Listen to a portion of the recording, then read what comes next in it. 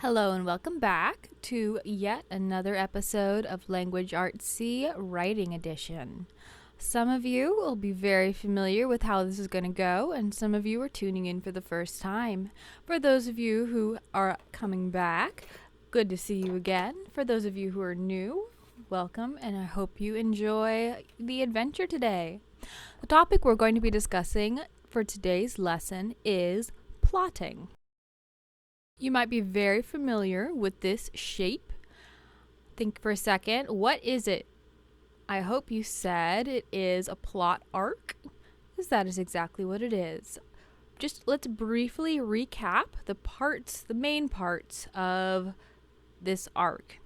We start out with our exposition, telling people what is going on before everything begins. We have our inciting incident, the moment that kicks off the rest of the story. We have our rising action, our climax, our falling action, our denouement, and our resolution, where the story is going to end. Alright, so you should be very familiar with this particular diagram from reading literature. Now, when we are writing stories, when we are plotting stories, we are going to use the arc very similarly. We're going to use a lot of the same names, but there is a little bit of a difference in how we are using it that we're going to discuss before we get into some other plot things. Alright, the first thing that a writer is going to come at the plot diagram with a little differently is status quo.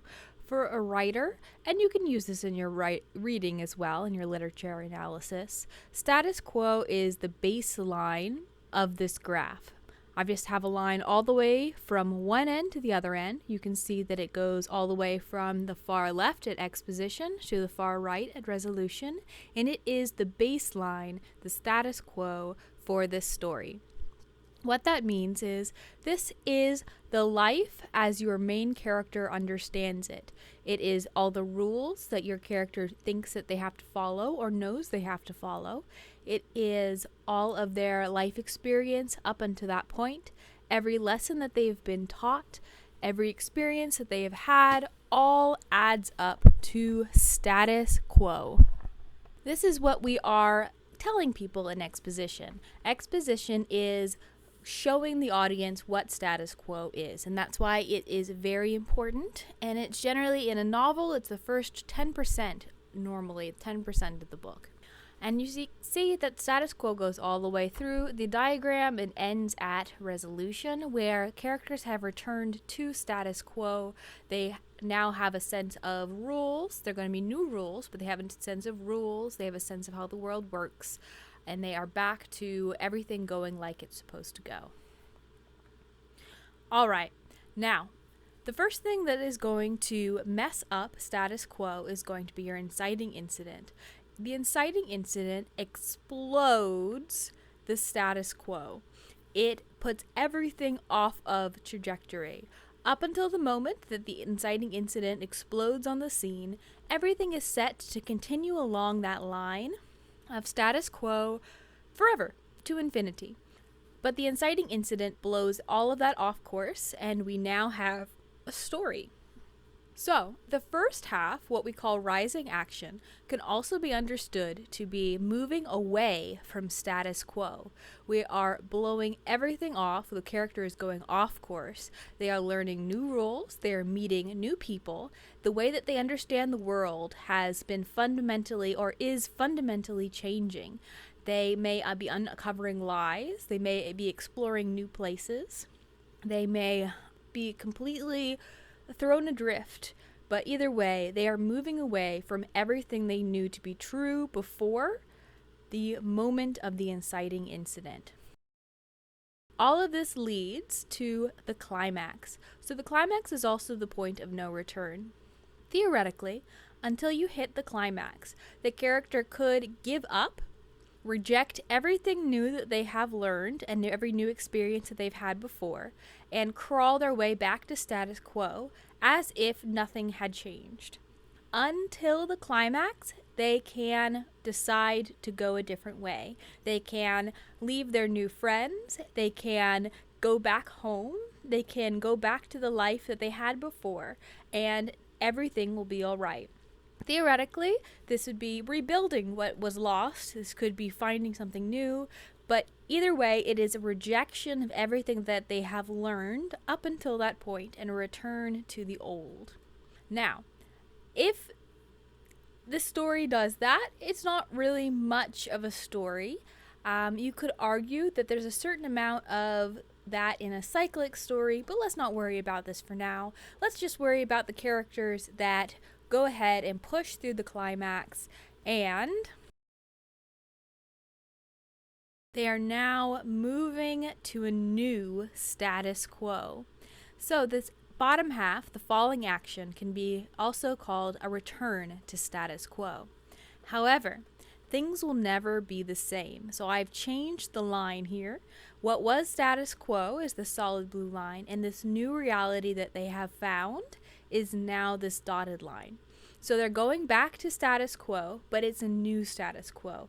It is status quo with the new friends, with the new places, with the new rules, with their new understanding of the world. But they're rebuilding status quo. And unless there's another book, unless there's another movie, unless there's another short story, things will continue along the status quo trajectory forever, theoretically. So the status quo is something that we move away from and that we come back to.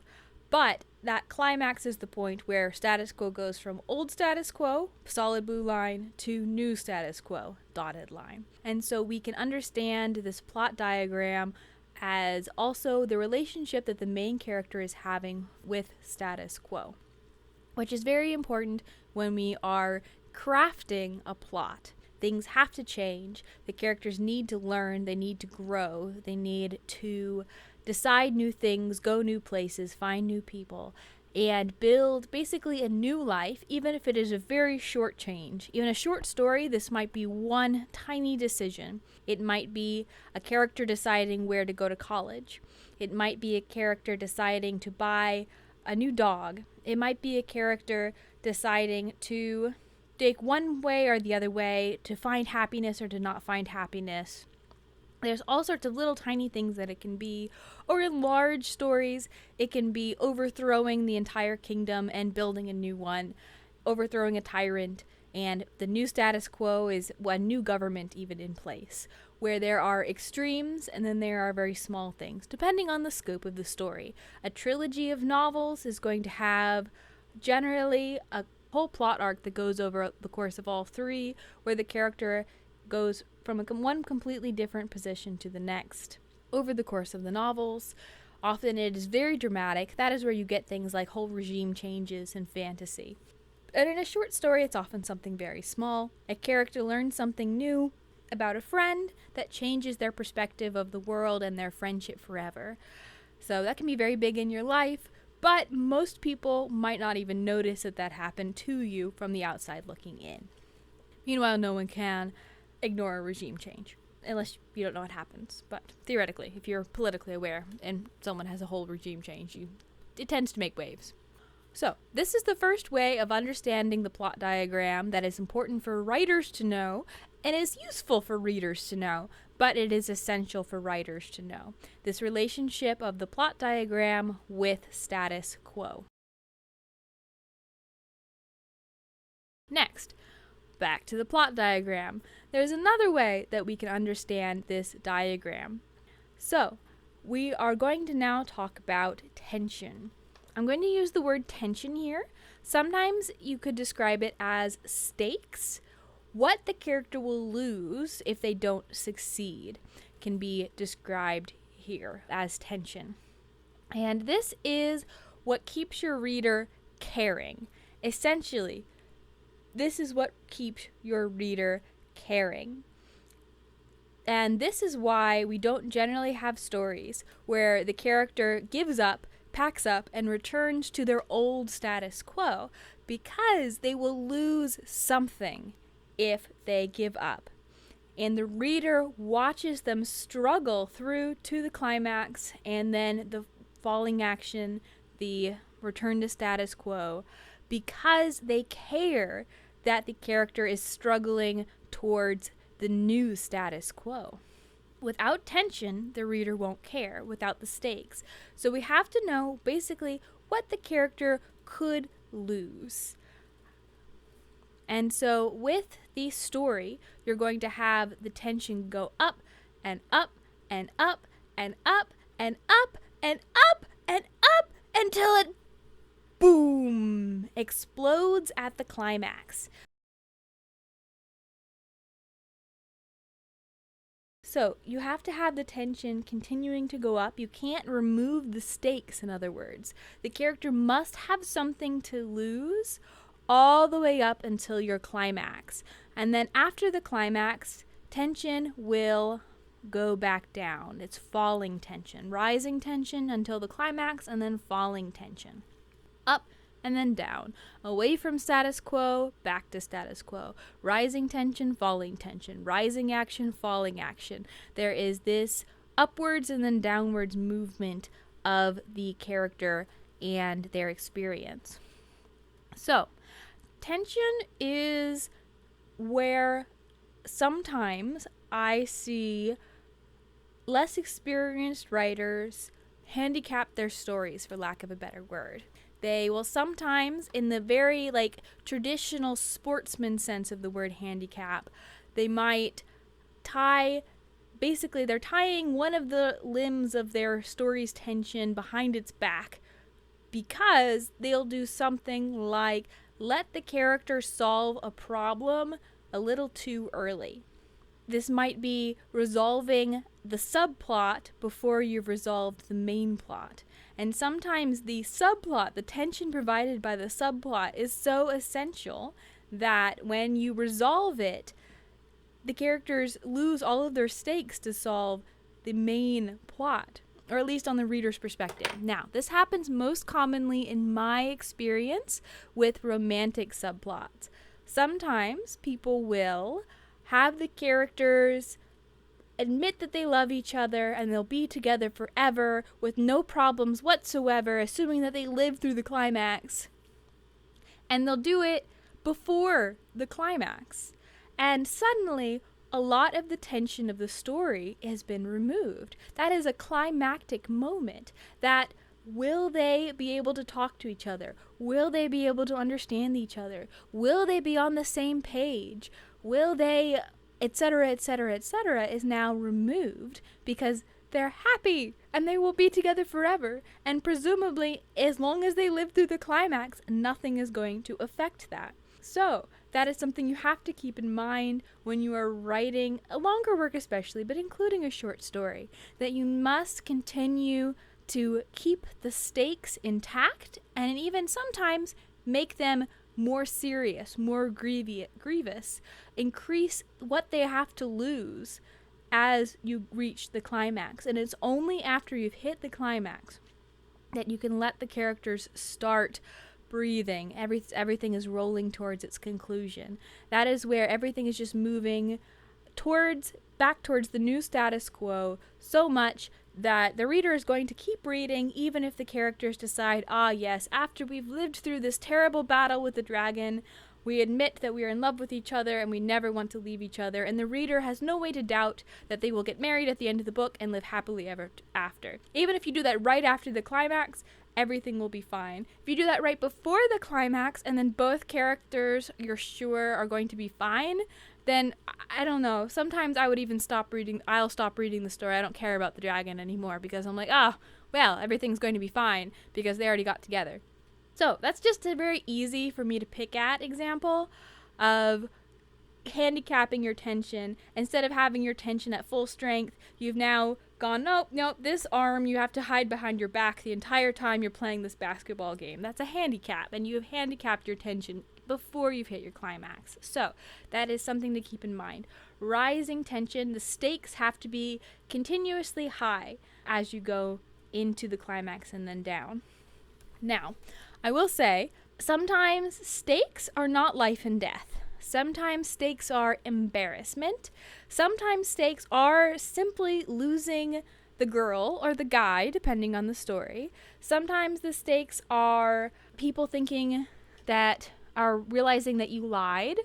That's kind of a fun one, honestly. I think that sometimes having a truth come out as the climax can be very interesting. You're forcing your character to face their greatest fear. But if people realize that they're lying, if that's the climax, if that's what you want your climax to be, people realizing that they're lying and having to deal with the consequences of that, then you can't have people, even just one other character for the most part, realize that they're lying beforehand and not care. You can't have someone realize they're lying and care a lot. That would raise the stakes, because then you're more worried about what will happen when all the other characters will find out. But you can't have someone find out and go, oh, that's okay. I don't mind that you're lying to me. I understand why you did it. It ruins the tension, because then the reader goes, oh, it'll probably be fine. And even if they're not consciously thinking, oh, I don't care about the rest of the story, often that's what happens. So you have to be careful with your tension. Make sure that you're continuously keeping it at least a standard level, it's the same level. As you go up, it's even better to increase it. Increase the risk, where it's not just the character isn't just at risk of being found out that they lied, but maybe they're at risk of losing their job. Maybe they're at risk of all their friends abandoning them. Maybe they're at risk of their family not wanting to talk to them anymore. Maybe they're at risk of the whole country finding out and laughing at them on social media and having reporters show up to their house and trying to interview them about something that they lied about. You have to keep increasing the stakes, that there has to be a reason that we are worried. And sometimes when you let your characters have it too easy, it ruins the tension. No one cares when we get to the climax. And that's why you may have not heard, but there's a common saying in writing circles that you have to be cruel to your characters. And for me, it's not so much torturing your characters in a literal sense, such as, waterboarding your characters. Like, you don't have to actually literally torture them. Sometimes it's just not letting things be easy. That the friend that they tell that they admit that they lied to first maybe doesn't tell everyone else that they lied, but maybe they don't want to sit with them at lunch anymore. And then they have all the other characters going, why is character B not want to sit with you anymore, character A?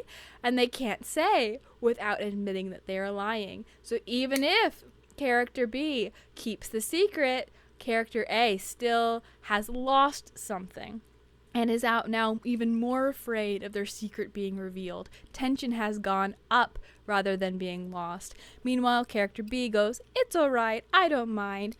No tension. None at all. In fact, tension is undercut, because then we think, oh, the rest of the characters will also probably be fine, and we don't need to read until the climax. Alright, so let's talk about plotting a story that hopefully all of you have seen. We're going to talk about Disney's Tangled, which does follow a different plot arc than the Rapunzel fairy tale in general, but I'm familiar with it. I hope you're familiar with it. I admittedly did not go back and watch this movie before I did this plot diagram, but I've seen it so many times that I hope I can mostly do it justice. Alright, so When Will My Life Begin is the exposition. All of the things that happen around that song, before that song certainly, but even into her talking with Mother Gothel, right, is all exposition. It is telling us what Rapunzel's current status quo is. She is in the tower, she is bored, she can't do anything but outside of the tower, and she wants to do things outside of the tower, and she is being kept there by a combination of guilt and fear. And then there's a strange man in my living room, and boom, Rapunzel's world has been knocked out of status quo. That Flynn Rider appearing in her living room has changed her status quo fundamentally, potentially for forever. Now, if you're remembering, Rapunzel doesn't intend to permanently change status quo. What she wants to do is go see the lantern and then come back. Everything will be as it was before. That she's not asking for or looking for a change in her status quo.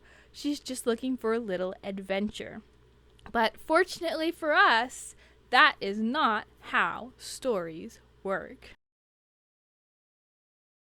All right, so in our rising action, so the outside is both more scary and less scary than promised. So she is meeting new people. Her ideas of the world are being All right, so in our rising action, so the outside is both more scary and less scary than promised. So she is meeting new people. Her ideas of the world are being challenged. That there are scary things out there, but she is also overcoming them. And sometimes things that seem scary aren't so scary after all. That her life is being changed. She's learning new rules and learning new truths, along with meeting new people and seeing new things. And then we have this moment where, Flynn is really Eugene. She's seeing more. She's overcome the water. She's given a truth about herself, the secret that she was told to keep. And then she's received in return secrets from other people. So now she's growing closer to Eugene. And then we see the lanterns. And she has achieved this initial goal of hers. So, what is the climax of Tangled? So, sometimes, you just have to yell at the witch who kidnapped you as a baby, recreationally. So Rapunzel's confrontation with Mother Gothel is the climax. Until the confrontation, Rapunzel, maybe a little sadly, when she thinks that Flynn Rider or Eugene has betrayed her, maybe a little sad, going back to status quo, but she is still, up until this point, ready to return to status quo. Back to the when will my life begin story. Status quo. That life she is willing to return to. And suddenly she has this confrontation, this argument with Mother Gothel, and no longer can she return to status quo. That argument is the result of her choosing to believe the new truths that she has learned, the new rules that she has learned, and choosing the new people that she's met and the new places that she's gone over the old status quo. Now, because this is a story and it's never that simple, lots of things happen from there. She has to choose again between status quo and happiness and new status quo. It's challenged. Eugene almost dies. We have tears as a magic solution in case we forgot which fairy tale this was. If you didn't already know, in the original Rapunzel fairy tale, she does heal he's a prince.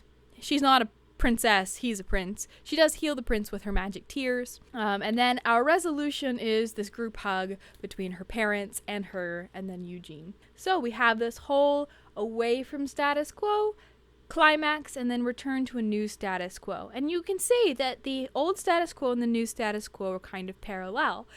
At the beginning, she's in a stone tower with her mother figure, and at the end, she's in a stone palace with her parental figures and her boyfriend.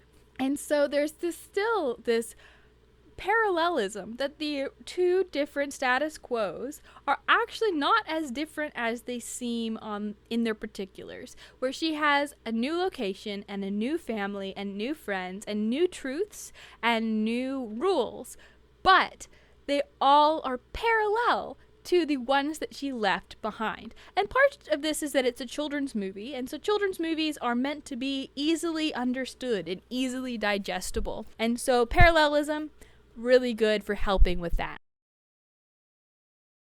All right. Now, you can also plot Tangled with just the romance subplot. And it's very, very similar because, once again, this is a children's movie, and so it's meant to be very digestible. And part of that means that it has very sharp plotting, that it is not messy in the least. And part of that is probably that they had lots of different people looking at it, where lots of different people giving lots of different thoughts and thinking this through, in my experience, tends to make for sharper plots. Not necessarily better plots, but like more in line with what you learn in school plots.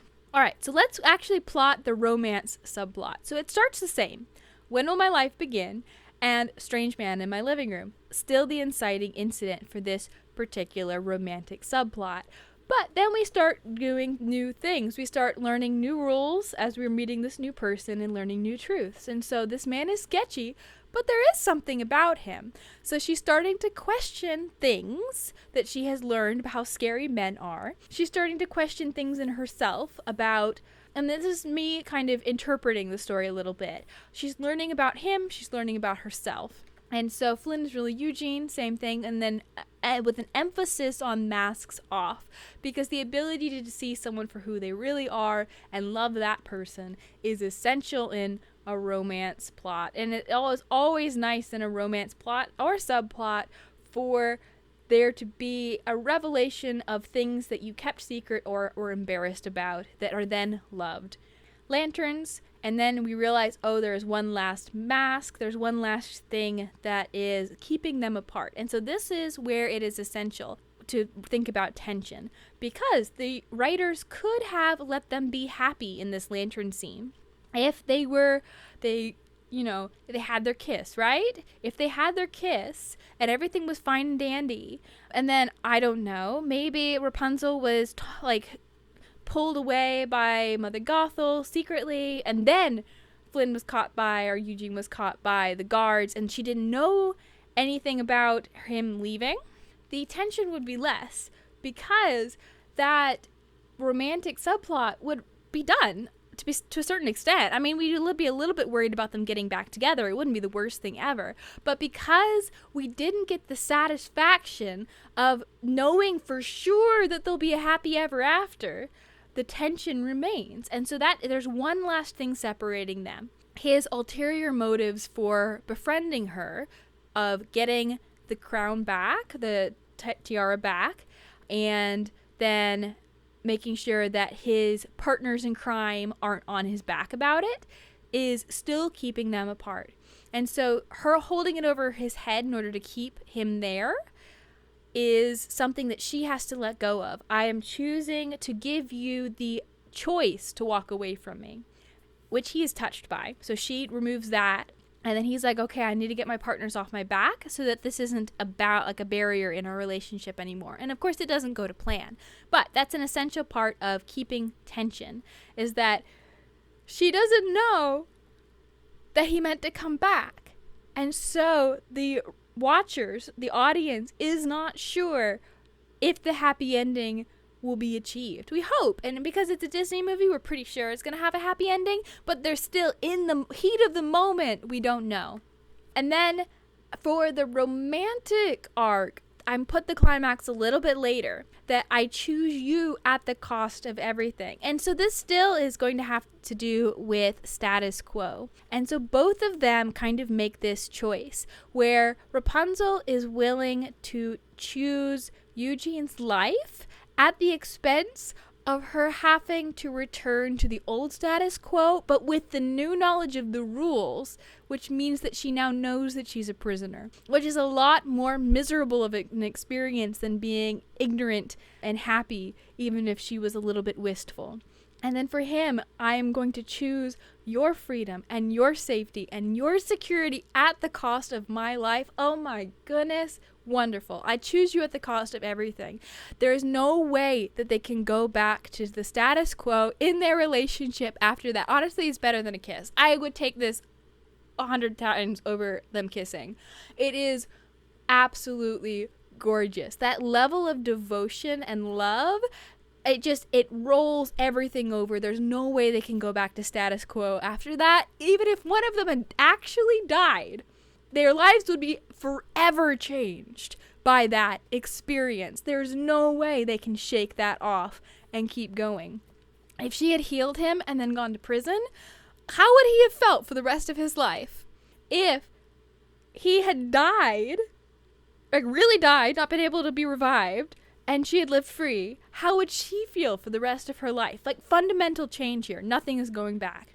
And then again, tears is a magical solution. We have all their falling action. It's pretty quick. We're pretty sure that they're going to be happy together. And then in the group hug, you too, Eugene, he has to come in as well. He's included in her new status quo in her new family. So that is the graph of Tangled, and hopefully that helped you see how status quo and tension are driving you up and then back down this plot arc. So we can see status quo fundamentally changed.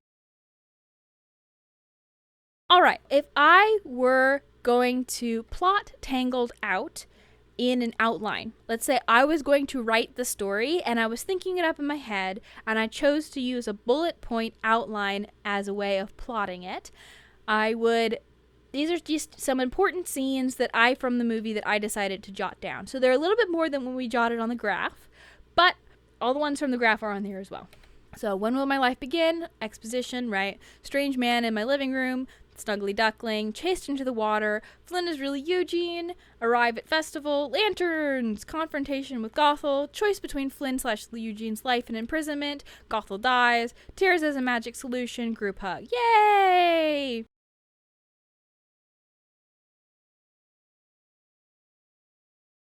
And you can kind of put them in to categories to kind of see how this works so that you make sure you have all the parts. You can even get more complicated with this, but I'm just going to stick with the basic ones. Exposition. When will my life begin? Inciting incident. Strange man in my living room.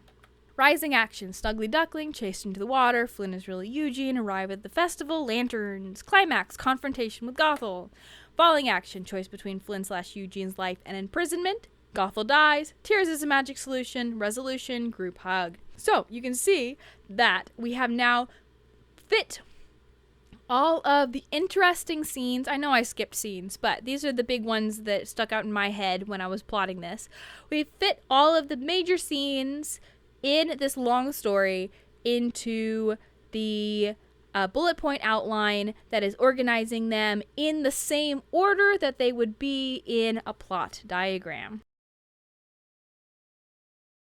All right, so we're going to pivot a little bit, and we're now going to talk about types of story arcs, and we're still going to be diagramming stories, but for a second I want you to set aside everything that we talked about when we're talking about the other plot diagram, right?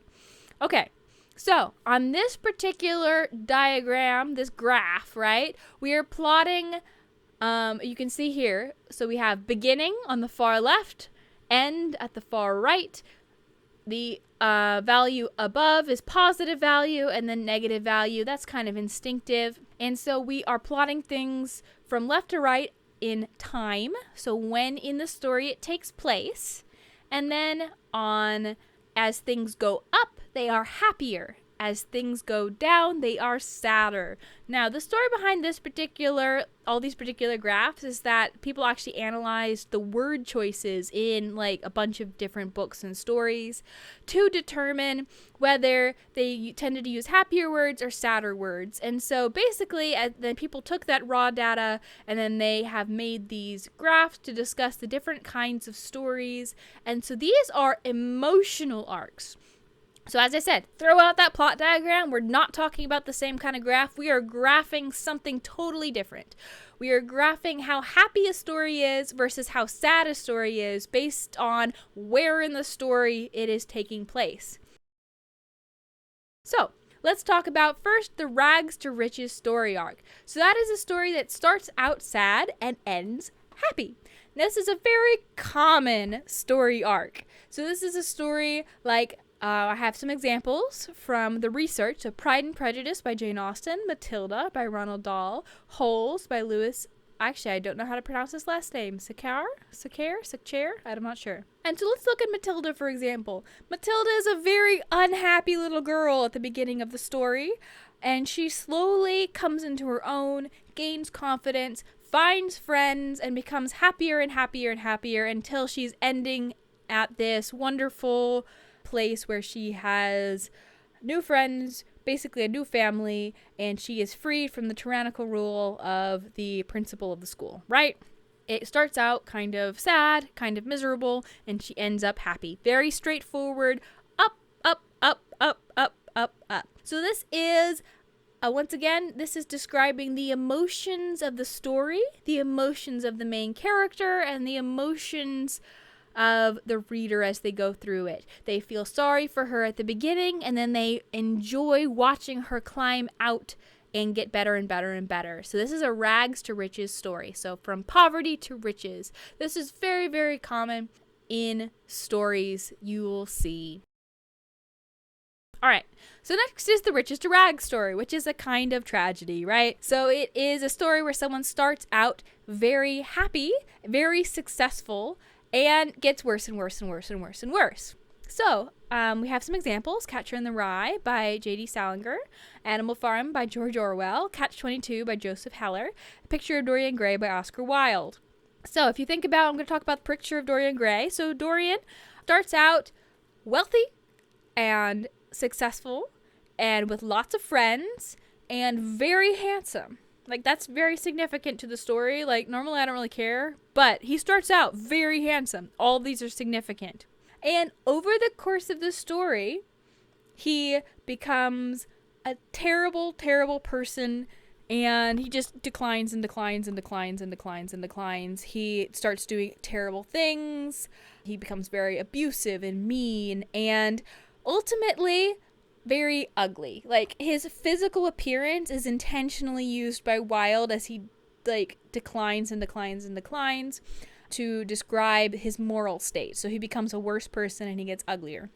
Now, if you know the story, it is called The Picture of Dorian Gray, and so no one actually sees this in Dorian, the ugliness, until the very end, because it turns out that his picture, the magic picture of him, has been, like, stealing all of his old age and ugliness as he gets worse and worse and worse. But still, he gets increasingly ugly. So he starts out really high, gets really low. As I said, this is a kind of tragedy. Things just get worse and worse and worse and worse and worse and worse and worse in Dorian's life. By his own making in this case. In fact, I suspect that most of these, I haven't read all of them, but I suspect most of them are by their own making. And so it's a riches to rags. Someone starts out successful and happy and ruins their own life one way or the other. All right, A Man in a Hole story. A very exciting story. So this is a story where someone starts out nice, good, successful, wonderful, on the top of their life, and then goes boom down into, if not abject poverty, then everything is going wrong. Everything is going wrong. Everything is going wrong. Everything is going wrong. Everything is going wrong. It gets worse and worse and worse until at some point everything goes back up and they find their way back to success in one way or another. Maybe not the same success, but a success. So I'm going to choose Monsters, Inc. because I think it's the easiest of these. But we also have The Hobbit by J.R.R. Tolkien, Alice in Wonderland by Lewis Carroll, Disney's Monster, Inc., and then also Finding Nemo, which is Pixar. So in Monsters, Inc., of course, the main characters are very successful at their jobs. And then when they are now having a contraband little child in their grasp, everything falls apart around them, right? But they slowly climb back out of the hole and they end up once again basically successful. Things are going well. And they've even improved their society. They've improved society fundamentally by finding this new source of power, laughter, right? That no longer relies on terrifying human children in order to run their entire world. And so this is A Man in a Hole story. Things get worse before they get better. But they start out good. All right, next story. So this is a double Man in a Hole story. So Harry Potter and the Prisoner of Azkaban by J.K. Rowling. Disney's The Lion King. This one had less examples. They said that when I was doing the research again on this recently, they were like, yeah, actually, you could think of things like Lord of the Rings being a man in a hole, and then he climbs out, and then a man in the hole, and then he climbs out, and then a man in a hole, and then he climbs out, and then a man in the hole, and then he climbs out. And so the man in a hole, and then just keep adding holes, is a very common story in general, where things get worse, and then they get better, and things get worse, and things get better. And especially if you have, like, a series arc, where, like, each book has its own little bit of a story in it, right? But it's a series, so things get worse, and then at the end of the book they get better, and then at the beginning of the next book they start getting worse, and then they get better by the end of that book, and then it just keeps going forever and ever, right? So thinking about The Lion King, right? Simba's the prince. He is on top of the world. He's going to inherit the whole pride and all the land that the sun touches, right? The light touches. And then his dad dies, and he thinks that he is at fault of it, so he runs away and becomes a little urchin boy. But then he's found by Timon and Pumbaa, and he builds himself a pretty good life, doesn't he? He's doing pretty well in the jungle, and he could have just stayed there for the rest of his life and been perfectly happy. But things are not going well at home. He has to come back. He has to struggle some more, and then he ends up on top once again. And so it's kind of a quick, like that last hole I don't think is as deep as the first hole, but still, it kind of goes booka booka, right? It goes up and down. All right, next, the Icarus story arc. So this comes from the Greek myth of Icarus, who, of course, had I say of course, I don't actually know that any of you know this story, so I'm gonna go ahead and tell it to you really quick. Icarus had wings of wax. Don't worry about why he had wings of feather and wood and wax. So like the wings were made of wood and feathers, but it was held together with wax. Don't worry why. Anyway, he's flying to escape, right? He's flying. And he decides, wow, the sun is so pretty. I'm going to go get a closer look at it. So he flies up to the sun, but the sun is so hot that it melts the wax holding the feathers on his wooden wings. And so all the wax melts and his feathers fall off, and then he goes plummeting back to the earth. So you can see it goes up and then it goes down. And so this is a story that starts out in a very low position. Things are terrible. And then they start getting better and better and better and better and better. And then they go back down, down, down, down, down. And normally, I mean, it kind of depends, but this is a very common tragedy arc again. And normally the main character ends up in a worse position at the end than they were in the beginning.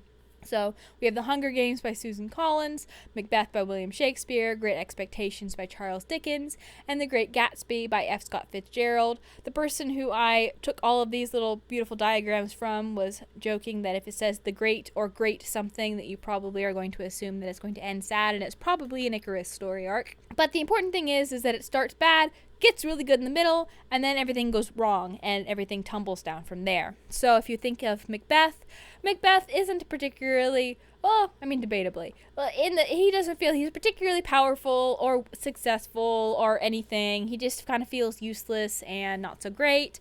And then he kills the king and becomes the king. And everything is looking up, everything is wonderful, and then he makes some mistakes. He has his best friend murdered, for example, and then his life ends in disaster and he ends up murdered himself. He ends up killed on the battlefield, so his life started out not so great, but fine. He got really, really good. He was king, and then he ended up dead, which is worse than he started out. He should have just left well alone, and he would have been okay. And then if you think about Gatsby, who we talked about earlier in the year, Gatsby started out not where he wanted to be, kind of sad. Then he almost had everything. He had reconnected with Daisy. Everything was kind of going fine. And then everything, as you know from reading the book, spiraled out of control. And he ended up also dead. So, Icarus. All right. And then there's a Cinderella story arc, named, of course, for the Cinderella fairy tale. So also very common, Disney's Frozen, Disney's Up, DreamWorks' How to Train Your Dragon, Jane Eyre by Emily Bronte, Disney's Pinocchio, Disney's Aladdin. Now in this one, the character starts out not so great. Doesn't start out very well at all, starts out kind of in a bad situation. If you think about Cinderella, she starts out as a maid for her own family, in her own house. Things get better, she gets to go to the ball, but then she has to run away and loses her shoe, and then she's back to being a maid, so we're back down. And then the prince arrives, and depending on which version of the myth you read, he takes home each of the evil stepsisters, and then realizes, nope, not the right one, gives her back and goes, where's the real one? And then they give her the other stepsister, and then he goes, nope, not the right one. And then finally Cinderella gets a chance, and so she languishes a little bit in the low end of the negative value for sadness, and then goes back up when she marries the prince.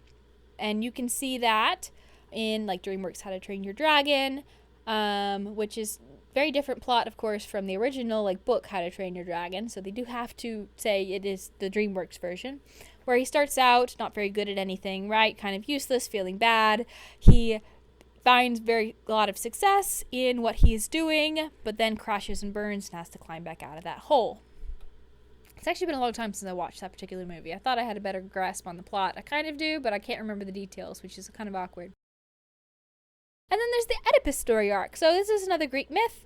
Oedipus, of course, was born a prince, was abandoned as a baby, picked up by a shepherd instead of being eaten by wolves, was given by the shepherd to a king in a different place, so ended up getting raised as a prince. And then he goes and accidentally marries his mother later on, and then when he realizes that he's married his mother, he does the sensible thing and stabs his eyes out with a pin. Anyway, so you can kind of see where he went down and then he went up and then he went down, down, down, down, down, right? Realizing you've married your mother is not a happy time for anyone involved. Some examples, another tragedy example. So Moby Dick by Herman Melville, Frankenstein by Mary Shelley, Gone with the Wind by Margaret Mitchell, Hamlet by William Shakespeare. If you have seen or read Gone with the Wind, you remember that Scarlett starts out pampered and happy at home with her parents, or at least her father. Actually, I don't remember her mother at all, but at home. And then bad things begin to happen to her, bad things begin to happen to her, bad things begin to happen to her. And then things start looking up for Scarlett. Things start looking up at well. And then her final marriage kind of ends in crash and burn destruction, and that's the end of the story. So she goes down really quick, climbs back out of the hole, and then trips at the finish line and tumbles back down the mountain. So it is not a very happy story. So this is an Oedipus story arc, so another sad one. Things start out good, they get bad, they get good again, but then they mess up one last time, and everyone ends up dead, in the case of Hamlet at least. Alright, so what kind of story is Tangled? I want you to think about it for a second. It is a rags to riches story. Rapunzel starts out in a bad situation. She's been kidnapped. She doesn't know it, but she's been kidnapped and has none of her birthright. And then she slowly, over the course of the story, works to build her happiness and ends up happy with her birth parents and with her boyfriend, who she marries in one of the specials. So things work out for her in the end. All right, so let's talk about your homework. Pick 3 story arcs. So one of the arcs that we talked about, like Rags to Riches, Oedipus, Icarus, Cinderella, any of those, you got to pick 3. And I want you to create 3 outlines for a short story. So you're going to outline 3 short stories. So 3 different stories. And I want you to choose one of the, I think there are 6, one of the 6 arcs for each one. So you might outline, I'm going to outline a Rags to Riches story, I'm going to outline a Man in the Hole story, and I'm going to outline a Cinderella story because I like happy endings. So I'm going to pick 3 ones with happy endings. And you're going to make up 3 different plots. And so you're going to outline it. So don't worry too much about all of the little details, just hit the big things. So we will be expanding at least one of them into a full story by the end of the year. So make sure you're creating stories that are interesting to you. I mean, I don't fault anyone for just going, hey, this is homework and I had a busy week and I just needed to get it done.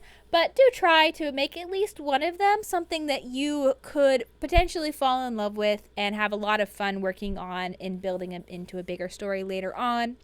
But basically, I want you to just be practicing, how do these plots work? So we're not going to throw out everything we learned about the plot diagram when we're talking about tension and status quo. Make sure you're still thinking of them. But when we're doing this emotional arc, whether the story it starts happy and then ends sad, or starts sad and ends happy, or whatever, all of those combinations in between, that is what I want you to be choosing 3 of. So I have some tips. Pick 1 main character. This is going to be a short story, not a novel. You will not have time. I promise you. You will not have time for more than 1 main character. You can have other side characters, but you will really only have time for 1 main character.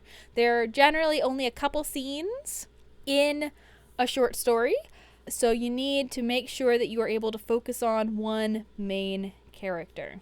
Pick 1 main problem.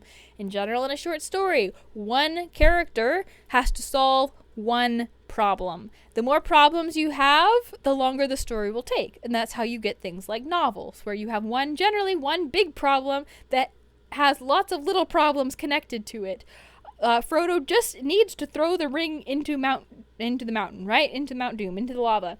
Lots of other problems arise in just walk over to the mountain and throw it in, Frodo, come on! 1 problem, but lots of other problems that are relating to it. Now, if the problem that Frodo needed to solve was how to get a basket full of, I don't know, turnips to the Shire Fair, that would maybe be a problem that you could solve in a short story, because the other problems he might face are probably a lot smaller and a lot quicker to deal with, going between, all right, I needed to go to the county fair with this basket of turnips, but my donkey is lame, so I'm going to have to walk there, and all right, so I need to find my shoes. What happened to them? I think is doable in a short story. However, the Mount Doom throwing the ring in, not doable in a short story. So, one main character, one main problem. All right, decide on the climax and the resolution first for easier plotting. So basically, the first three things you want to come up with is, where does my character start? Status quo, right? What is the climax? What fundamentally goes kaboom and explodes in order to bring us to, where does my character end up? So you might think, well, what about an inciting incident? Honestly, I often think about inciting incidents. I often think about them first when I am writing stories. However, that makes it a lot harder. I'm just going to tell you straight up. It makes it a lot harder to start with an inciting incident because an inciting incident could go anywhere. So if you have an idea for an inciting incident, don't throw it out, but just go, all right, where does this end? And how do I get from one to the other? What happened before the inciting incident? Where does this end? And what are the necessary steps to go from one to the other? That is the basics of coming up with a plot. And don't worry about characters too much. We're going to talk about that next week. So don't worry too much about characters. If you can't even think, you don't have to name your characters even this week. You can go the teenager, the teenage boy, the king, the knight, the man in the yellow hat, the monkey, the tortoise, the duck, the flower queen. Just, you can just come up with the kind of character they are. They don't even need a name yet. They don't need a description. They don't need any of that. Just the kind of person that they are. I prefer if you don't go character A, character B, but if you can just come up with a basic idea for them, and if you have a name for them, great, go ahead and put it down. But at least just tell me who they are, basically, and don't worry too much about that. Alright, so this is what it might look like if you were turning in what we did for Tangled as this particular homework. So, I have, first of all, I want you to just go ahead and look that I have rags to riches right up at the top. I want you to tell me which kind of plot you're attempting to do. If you're doing an Oedipus plot, go ahead and put Oedipus at the top. If it's an Icarus plot, an Icarus.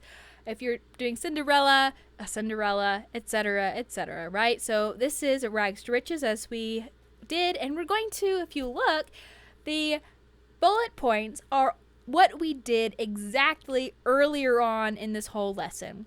Exposition, when will my life begin? Inciting incident, strange man in my living room, rising action, snuggly duckling. And you don't have to be quick. Actually, I would prefer if you wrote a little bit more so that I could understand a little bit what is going on. But we're just kind of giving an example, just kind of quickly what's happening here. So this is how it would look. Now, I have done an example from a story that I have written. So it's a man in a hole story. And the exposition is, so Caitlin is just a normal girl with a crush. So I already had a name for her, but I might have called her, you could call her teenager girl, the young woman, the high school girl. There's all sorts of things that you could describe Caitlin as. So Caitlin is just a normal girl with a crush is the exposition. So what I'm describing here is I have like 2 paragraphs at the beginning of the short story where I just kind of tell you about Caitlin and her basic normal everyday life that sets us up for the inciting incident. So Caitlin leaves him a Valentine. So she's a normal girl with a crush and she leaves him a Valentine. Rising action. So Caitlin hears, I have it done twice. Caitlin overhears some mean things about herself from her crush. So she hears him say some mean things about her, and so Caitlin has already left the Valentine. So what is she going to do? Caitlin discovers a genie in her class ring. The genie offers to take her back in time to fetch her Valentine. They go back in time to rescue it. Climax. Caitlin is forced to come to terms with her broken heart when faced with her attempt at a confession. Falling action. They get caught in a closet and Caitlin has to hear the mean things a second time. The genie covers her ears and is nice. They return to Caitlin's home. And it turns out Caitlin put way too much salt in the cupcakes. That I don't think I mentioned that she left him cupcakes as well as the Valentine. She just grabbed the Valentine. And then the resolution, back at school after the 14th, Caitlin decides on a college. So with the new information that she's learned, she's decided to pursue other things beyond the boy.